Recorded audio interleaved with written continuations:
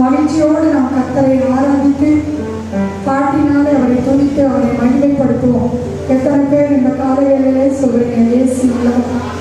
அல்லேலூயா சத்தமா, அல்லேலூயா, அல்லேலூயா. நம்முடைய தேவன் நல்லவரும் நன்மை செய்கிறவருமாய் இருக்கிறார். அவர் நமக்கு எத்தனை நன்மைகளை செய்திருக்கிறார். கடந்த 8 மாதங்களும் கர்த்தர் உங்கள் வாழ்க்கையிலே செய்த எல்லா நன்மைகளையும் நினைத்து நன்றி நிறைந்த உள்ளத்தோடு நாம் சில பாடலை பாடி கர்த்தருடைய நாமத்தை மகிமைப்படுத்துவோம்.